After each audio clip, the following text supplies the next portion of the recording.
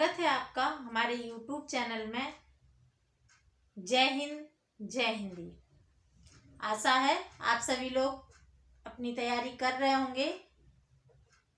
हिंदी साहित्य जिनका विषय है किसी भी तरीके से BA MA TGT PGT UGC net JRF lectureship Navodaya Vidyalaya अन्य किसी परीक्षा में या स्टेट PCS या UPSC में, उनके लिए बहुत महत्वपूर्ण सीरीज है ये। आप लोग अधिक से अधिक जुड़िए, देखिए। मैं पूरे दावे के साथ कहती हूँ आपको बहुत लाभ मिलेगा। तो आपसे रिक्वेस्ट है, आपने हमारा अगर चैनल सब्सक्राइब नहीं किया हो तो प्लीज़ उसे सब्सक्राइब कर लीजिएगा और बेल आइकन दबा दीजिएगा ताकि आपको नोटिफिकेशन मिलते रहें। और अगर आपको लगे कि ये फ़ायदेमंद है तो आप इसे शेयर भी करें। हम बैक में बताएंगे कि पिछले 2 वीडियो में हमने आपको क्या पढ़ाया। तो हमने सबसे पहले आपको हिंदी शब्द की उत्पत्ति, कैसे हिंदी की उत्पत्ति हुई, कैसे विकास हुआ वो बताया। फिर हमने साहित्य क्या होता है इस पर बात की। फिर हमने हिंदी साहित्य के इतिहास पर बात की। इतिहास क्या होता है, हिंदी साहित्य का इतिहास क्यों लिखा गया, क्या इसकी ज़रूरत थी। और हमने आपको बुक में पुराने आए हुए क्वेश्चन भी दिखाए कि कैसे पूछा जाता है। आप ओल्ड क्वेश्चन देख लीजिएगा, ले लीजिएगा, उनको सॉल्व कीजिएगा। जब भी आपको ऐसा लगे कि सॉल्व नहीं हो रहा, आप कमेंट्स बॉक्स में बताइएगा, हम जरूर उसका निवारण करेंगे, देखेंगे कि कहाँ से प्रश्न आया। वरना ये संभव नहीं है कि इसमें से ना आए। एक आध प्रश्न की बात नहीं करेंगे, जनरली सारे प्रश्न हमारी इस सीरीज से आपको मिल जाएंगे। आज हम बात करने वाले हैं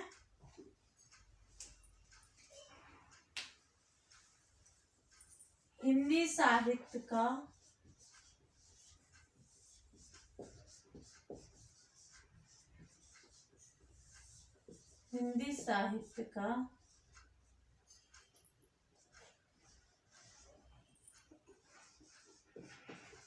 काल विभाजन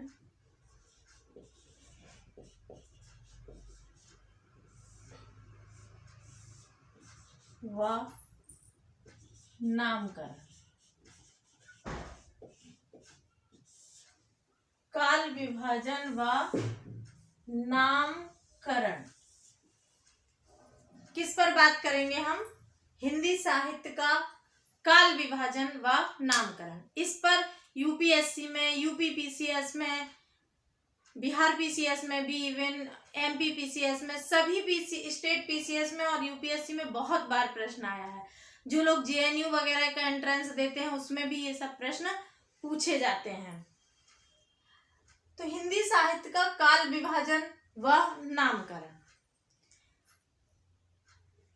कैसे इसका नामकरण हुआ, हिंदी साहित्य के कालों का कैसे काल विभाजन हुआ, और काल विभाजन हुआ तो क्यों हुआ, क्या इसकी आवश्यकता पड़ी, इस पर हम डिस्कस करेंगे। प्री मुंह से निकल जाता है। ऑब्जेक्टिव टाइप जो पेपर हैं उनमें कालों के नाम पूछे जा सकते हैं।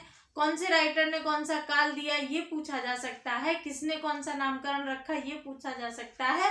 सन पूछा जा सकता है कि कब से कब तक कौन सा काल रहा। जो लोग मेंस लिख रहे हैं, जिन लोगों को डिस्क्रिप्टिव लिखना है, उनके में काल विभाजन की समस्या पर प्रश्न आ सकता है, नामकरण की समस्या पर प्रश्न आ सकता है, काल विभाजन की आवश्यकता क्यों पड़ी इस पर प्रश्न आ सकता है। तो सबसे पहले तो ये कि हमें काल विभाजन करने की आवश्यकता ही क्यों पड़ी। साहित्य था, चल रहा था, हम पढ़ लेते। जैसी बात हमने कल इतिहास के लिए की थी वैसे ही आज हम काल विभाजन पर बात करेंगे। काल विभाजन की आवश्यकता इसलिए पड़ी कि अगर आपको संपूर्णता में कोई चीज दे दी जाए तो वो बहुत बृहद लगती है, बहुत बड़ी लगती है, फिर आपका इंटरेस्ट उसको समझने के लिए, उसको पढ़ने के लिए कम हो जाता है। जैसे अगर आपको सब कुछ लिख के एक किताब दे दी जाए, नॉवेल है तो ठीक है, कहानी के रूप में है, वो पूरा एक ही साथ एक लिंक, एक कहानी होती है, इसलिए वो मन लगता है। जनरली आपको कोई भी बुक ऐसे दे दी जाए जिसमें चैप्टर ना हो, एक साथ दे दी जाए, आप उसे पढ़ पाएंगे, आपका मन लगेगा उसको पढ़ने में, नहीं लगेगा। चैप्टर वाइज होने पर, खंड विभाजित होने पर उसमें एक निश्चितता आ जाती है कि इस खंड में हमको यही चीजें पढ़नी है। उसी तरह का माइंडसेट करके उसी तरह की चीजें हम समझने का प्रयास करते हैं और उन्हें पढ़ने में हमें आसानी भी होती है। ये भी पता चल जाता है कि एक चैप्टर में एक ही तरह की चीजें हैं और उसी चीजों को समझने का हमें प्रयास करना है। उसी तरह से टीचर समझाता है। अगर प्रैक्टिकल नॉलेज वाला है तो इक्विपमेंट भी इकट्ठे करता है उसी लेवल से। इसी तरह साहित्य में भी क्या किया गया कि काल विभाजन किया गया ताकि लोग एक एक अंग को मतलब एक एक अंग को बहुत गाढ़े रूप में देख सकें, बहुत प्रगाढ़ तरीके से देख सकें। संपूर्ण व्यक्तित्व को देखने की बजाय अगर एक एक अंग का परीक्षण कर लिया जाए तो पूरे व्यक्तित्व का परीक्षण बहुत बारीकी से हो जाएगा। यही मेन उद्देश्य था काल विभाजन करने का। और जब काल विभाजन किया जाएगा तो नामकरण रखना ही होगा, क्योंकि हम आपके सामने खड़े हैं, ये एक शरीर है, पूरे इस ढांचे का नाम शरीर है। अगर हम इसको खंडों में विभाजित करेंगे, एक खंड ये, एक खंड ये, एक ये, एक ये, एक ये, एक ये, एक ये, एक ये, एक ये, ऐसे अगर हम खंड विभाजित करेंगे तो फिर इन खंडों को हमें नाम भी देना होगा। संपूर्णता में ये एक शरीर है, लेकिन जब इनके खंडों की बात करेंगे तो ये हाथ है, ये कान है, ये माथा है, ये बाल हैं, ये आंखें हैं, ये मुंह है, ये नाक है। इस तरह से विभाजित होता है, शरीर का विभाजन होता है और उस विभाजित खंडों का नामकरण होता है। उसी तरह से साहित्य में साहित्य की जो प्रवृत्तियां हैं उनके आधार पर विभाजन होता है और उन प्रवृत्तियों के आधार पर नामकरण भी होता है। तो पहले हम देख लें काल विभाजन, उसके बाद हम उनके नामकरण पर बात करेंगे, क्योंकि पहले हम विभाजित करेंगे उसके बाद नामकरण करेंगे।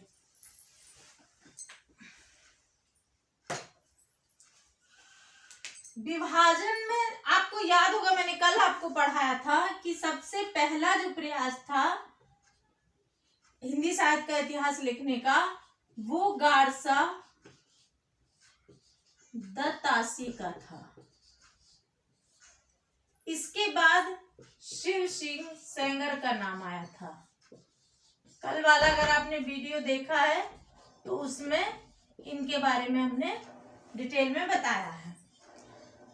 पर गारसा दत्तासी और शिव सिंह सेंगर ने चूंकि वर्णाक्रम के आधार पर लिखा है, वर्णक्रम के आधार पर लिखा है, इसलिए इसमें जब कालक्रम है ही नहीं तो फिर काल विभाजन की भी कोई बात नहीं हो सकती। जब काल ही नहीं है तो विभाजन किस बात का।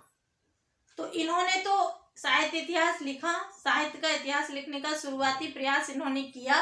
गारसा दत्तासी फ्रेंच विद्वान थे, इन्होंने प्रयास किया। शिव सिंह सेंगर ने भी प्रयास किया, लेकिन इन्होंने वर्ण क्रम के आधार पर कवियों को अपने उसमें रखा। तो उसे इतिहास के लिए तो शुरुआत थी, लेकिन कालक्रम न होने के कारण काल विभाजन का कोई महत्व इनके ग्रंथों में नहीं मिलता।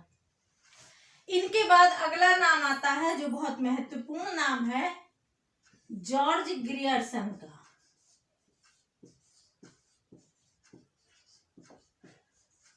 जॉर्ज ग्रियर्सन का ये बहुत महत्वपूर्ण नाम है। वैज्ञानिक दृष्टिकोण से पहला साहित्य का इतिहास लिखने का श्रेय इन्हीं को दिया जाता है। तो जब इन्होंने कालक्रम का प्रयोग भी किया है, जैसा कि हमने कल बताया था, कालक्रम के आधार पर लिखा है इन्होंने। ठीक है, the modern vernacular literature of Hindustani इनकी जो बुक थी उसको इन्होंने कालक्रम के अनुसार लिखा है। तो जब कालक्रम के अनुसार इन्होंने लिखा तो इनके में विभाजन दिखता है। कितने खंडों में इन्होंने विभाजन किया, तो इनका विभाजन मिलता है 11 खंडों में। 11 खंडों में इन्होंने पूरे हिंदी साहित्य को विभाजित किया है। 11 खंडों में विभाजित किया है इन्होंने, और नाम बहुत अलग अलग है। 11 खंडों में विभाजित किया, भी बहुत महत्वपूर्ण नहीं है।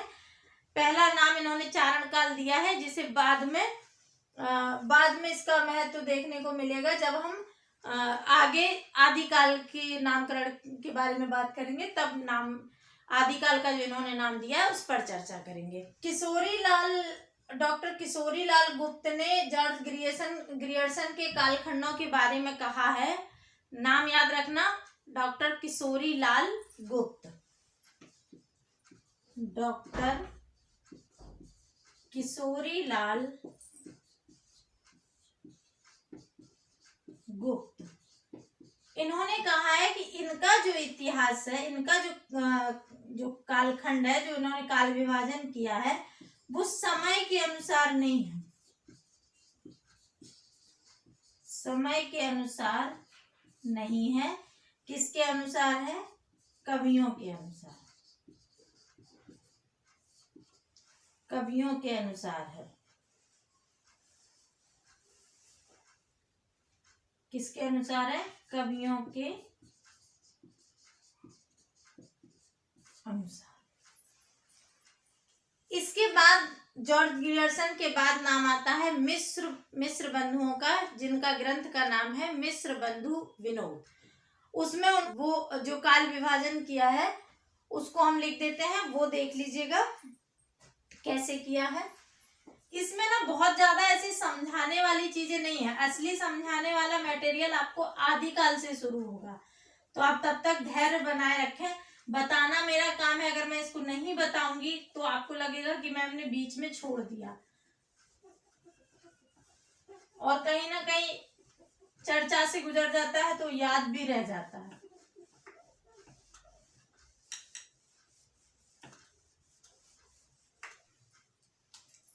ये मैंने लिख दिया है मिस्र बंधुओं की का जो ग्रंथ है हिंदी साहित्य इतिहास पे, मिस्र बंधु विनोद। आपका समय बचाने के लिए मैंने ये बोर्ड पर लिख के आपको बता दे रहे हैं, क्योंकि ये लिखने में टाइम जाता। इन्होंने 5 खंडों में विभक्त किया। सबसे पहले आरंभिक काल, फिर माध्यमिक काल, फिर अलंकृत काल, उसके बाद परिवर्तन काल, और फिर वर्तमान काल। आरंभिक काल को इन्होंने 2 भागों में विभक्त किया, पूर्वारंभिक काल और उत्तरारंभिक काल, यानी कि पहले का आरंभिक काल और बाद का। पहले वाला 700 से 1343 तक, ये विक्रम संवत में है, और उत्तरारंभिक काल 1344 से 1444 तक। पूर्व माध्यमिक काल को भी 2 भागों में बांटा, पूर्व माध्यमिक काल और उत्तर माध्यमिक काल। पूर्व माध्यमिक काल 1445 से 1560, उत्तर माध्यमिक काल 1561 से 1680। अलंकृत काल को पूर्व अलंकृत काल, उत्तरालंकृत काल। पूर्व अलंकृत काल 1681 से 1790, उत्तरालंकृत काल 1791 से 1889। परिवर्तन काल 1890 से 1925 तक, और वर्तमान काल 1926 से अब तक। लेकिन इस पर आलोचना की गई, और ये कालक्रम इन्होंने जो दिया काल विभाजन, इसको मान्यता नहीं मिली। आरंभिक काल को आज आदिकाल में माना जाने लगा, इसलिए आरंभिक काल आदिकाल जैसा ही था, तो आदिकाल की मान्यता मिली। माध्यमिक काल में इन्होंने पूर्व माध्यमिक और उत्तर माध्यमिक किए, जो अब भक्ति काल और रीति काल में विभाजित है। अलंकृत काल, चूंकि माध्यमिक काल में ही अलंकृत काल, जिसे रीति काल कहा गया, समाहित था, तो इसको भी नकारा गया बाद के आलोचकों द्वारा। एक इन्होंने विभाजन किया परिवर्तन काल। ये तो एकदम ही वैज्ञानिक नहीं दिखता। आलोचक तो इसकी आलोचना करेंगे ही, हम ही लोगों को ये वैज्ञानिक नहीं दिखता, क्योंकि परिवर्तन एक ऐसी प्रवृत्ति है जो आपको हर काल में दिखाई देगी। परिवर्तन कुछ ऐसी चीज नहीं है जो अचानक उभर गई। परिवर्तन हर काल में आपको दिखाई देगा। तो फिर यहाँ स्पष्टली क्यों परिवर्तन काल रखा गया? परिवर्तन तो यहाँ से यहाँ आने में भी हुआ, यहाँ से यहाँ भी हुआ, यहाँ से यहाँ भी, और यहाँ से यहाँ भी। वर्तमान काल को वही आधुनिक काल मान लिया गया, तो वो इतना इशू नहीं था। पर ये परिवर्तन काल भी नहीं एक्सेप्टेबल था। और अलंकृत काल रीति काल में जो कि समाहित था, रीति काल माध्यमिक काल में, मध्य काल में समाहित था, इसलिए ये अलंकृत काल पर भी आलोचना हुई। और इनका जो काल विभाजन था ये एक तरह से शुरुआती जानकारी के लिए ठीक था, पर बाद में इसको बहुत मान्यता नहीं मिली। इसके बाद सबसे इम्पोर्टेंट नाम आता है वो है शुक्ल जी का, क्योंकि हिंदी साहित्य के इतिहास में वो एक ऐसा सूर्य है जिसने सभी अन्य तारों को प्रकाशित किया साहित्य इतिहास के।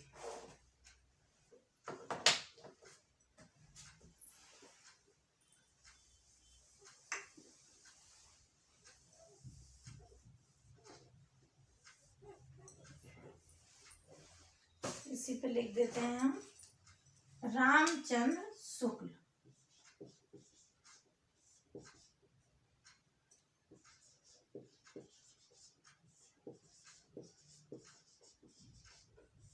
आचार्य रामचंद्र,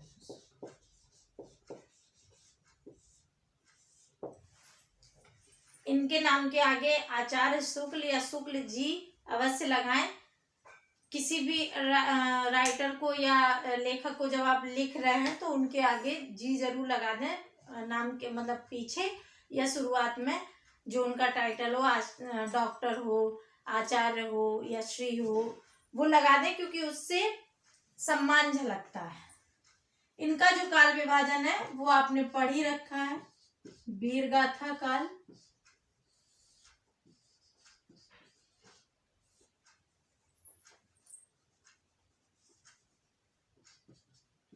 मध्यकाल,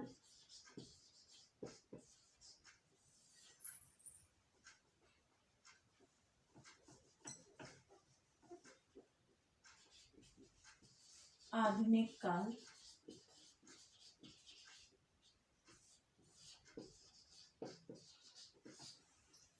इसी वीरगाथा काल को आदिकाल कहा गया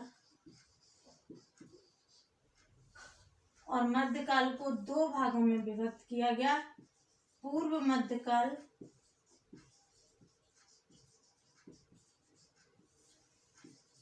उत्तर मध्यकाल। पूर्व मध्यकाल में आपका भक्ति काल आ जाता है और उत्तर मध्यकाल में रीति काल, और आधुनिक काल तो आधुनिक काल है। इसका जो टाइम पीरियड है वो 1000 से लेकर 1375 तक माना जाता है। ये 1375 तक है तो ये 1375 या 1376 से, चूंकि रिजिड नहीं होता है कि बिल्कुल फिक्स हो गया कि ये 1375 पे खत्म हो गया, 1376 से शुरू हो गया, तो आप यहाँ 1375 लिखें या 76 लिखें, कोई खास फर्क नहीं पड़ता। 1700 तक, और ये आपका 1700 से 1900 तक, और ये 1900 से अब तक। ठीक है, ये आचार्य शुक्ल जी का काल विभाजन है। वीरगाथा काल, मध्यकाल, आधुनिक काल। मध्यकाल को भक्ति काल और रीति काल में विभाजित किया गया और वो आधुनिक काल। शुक्ल जी का आप कंठस्थ याद कर लीजिएगा, क्योंकि ये संबंध भी पूछा जा सकता है, किस काल का कितना टाइम पीरियड है, क्या नाम है, दोनों पूछे जा सकते हैं। ये आदिकाल नाम। अगला नाम है हजारी प्रसाद द्विवेदी का।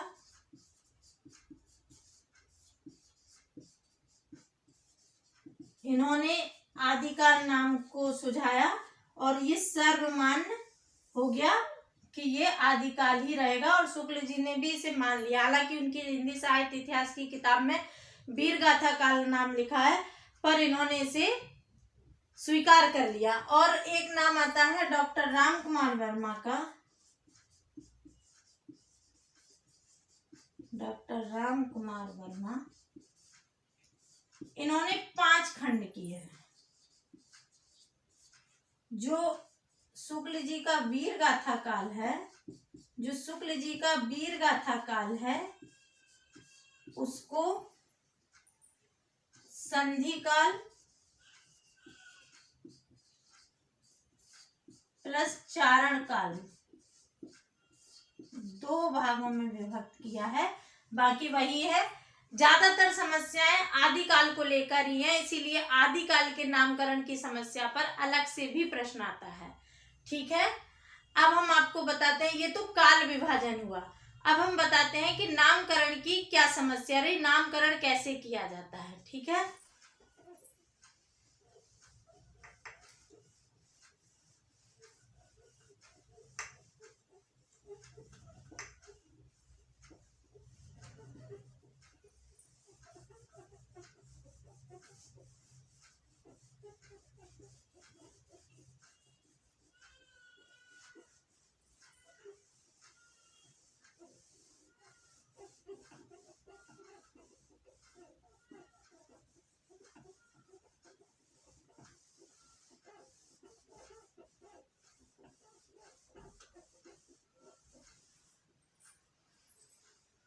नामकरण की समस्या हमने जैसा पहले ही जिक्र किया कि जब हम किसी का काल विभाजन कर देंगे, जब हम किसी का खंडन कर देंगे, तो जो खंड बनेंगे उनका नामकरण तो हमें करना ही होगा। और जब नामकरण करना है तो नामकरण किस आधार पर हो? बच्चे का नामकरण तो है नहीं कि हमें जो पसंद आएगा हम रख लेंगे। बच्चे के नामकरण में भी हम सोचते हैं, जैसे अपने धर्म से रिलेटेड नाम रखना पसंद करते हैं, चाहे वो हिंदू हो, चाहे वो मुस्लिम हो, सिख हो, कोई भी हो, जनरली वो अपने धार्मिक रूप में नाम सुझाते हैं और धार्मिक आधार पर नाम रखते हैं ज्यादातर। कुत्ते का नाम जरूर जो लोग पालते हैं कुछ भी रख लेते हैं जो उनका मन करता है, तो उस तरह का तो नामकरण हो नहीं सकता कि आपकी जो इच्छा की आपने नामकरण रख दिया। नामकरण करने का कोई ठोस आधार चाहिए। साहित्य में, इतिहास में नामकरण करने का कोई ठोस आधार चाहिए। और वो आधार क्या क्या हो सकते हैं? वो आधार कई हो सकते हैं। राजनैतिक हो सकते हैं, सामाजिक सांस्कृतिक हो सकते हैं, व्यक्ति मूलक भी हो सकते हैं, किसी के आधार पर नाम रख दिया जाए, या साहित्य मूलक भी हो सकते हैं। ठीक है, तो सबसे पहले नामकरण रखने के कौन कौन से आधार होते हैं इन पर हम बात कर लेते हैं। जैसे ऐतिहासिक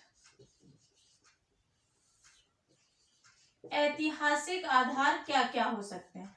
ऐतिहासिक आधार पर आप वही रख सकते हैं, आदिकाल है, मध्यकाल है,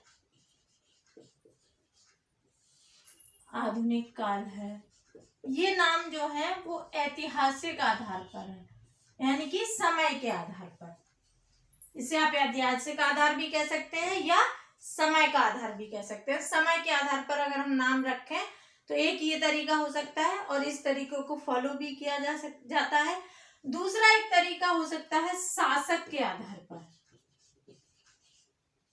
शासक व शासन के आधार पर। इनका आधार कब लिया जाएगा? जब किसी शासक के शासन काल में साहित्य को विशेष प्रमोट किया गया हो या साहित्य का विशेष रख रखाव हुआ हो, साहित्य के लिए विशेष काम किया गया हो, तो उस कालखंड का नाम, उस साहित्य के कालखंड का नाम उस समय के शासक के नाम पर रखा जा सकता है। ठीक है, जैसे विक्टोरिया युग,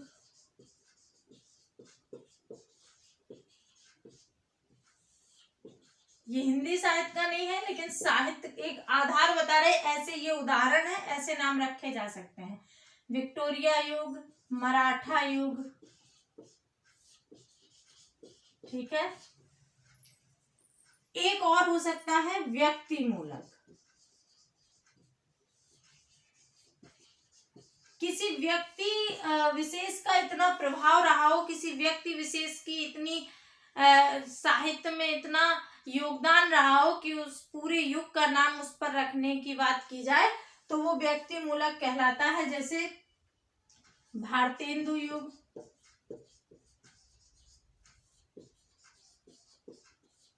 प्रेमचंद युग,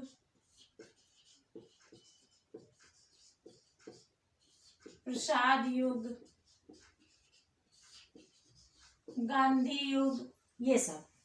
ठीक है, ये नाम हो सकते हैं। एक और हो सकता है कि सामाजिक सांस्कृतिक आधार पर, सामाजिक सांस्कृतिक, सामाजिक सांस्कृतिक आधार हो सकता है, जैसे भक्ति काल है, पुनर्जागरण है। ये सब कौन है? ये सामाजिक सांस्कृतिक काल के उदाहरण है। भक्ति काल, पुनर्जागरण काल,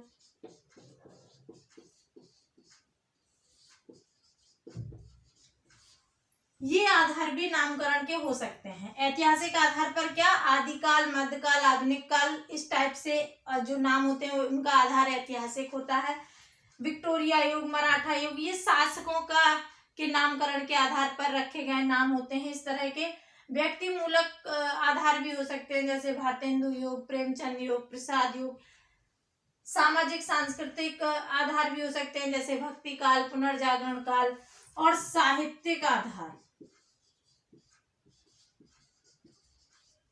साहित्यिक आधार जैसे रीतिकाल, छायावाद, रोमानी काल या रोमानी युग, ये सब आपके साहित्यिक प्रवृत्तियों के आधार पर रखे गए नाम है।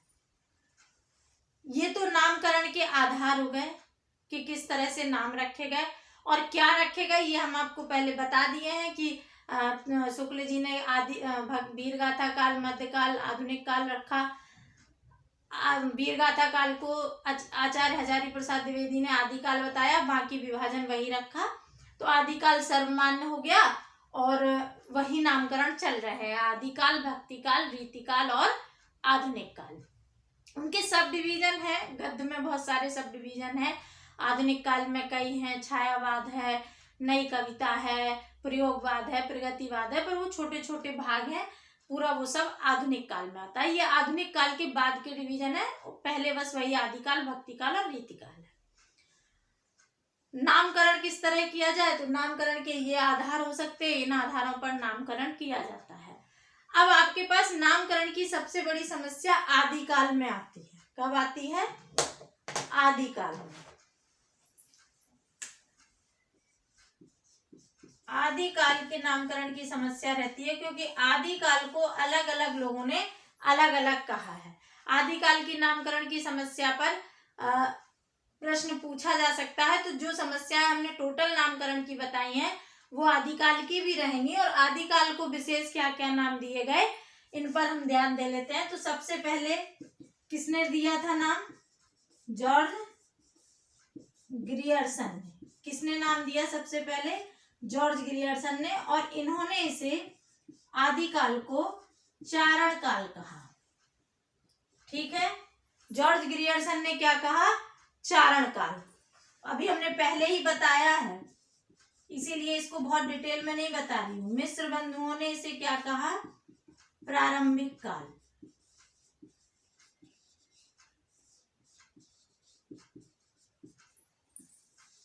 शुक्ल जी ने वीर गाथा काल।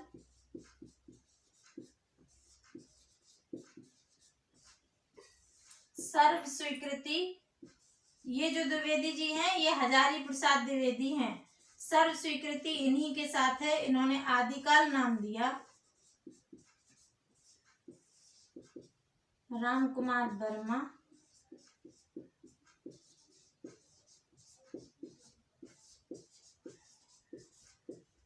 इन्होंने दो भाग में विभाजित किया, संधि काल प्लस चारण काल। एक और नाम, बड़ा नाम है महावीर प्रसाद द्विवेदी का।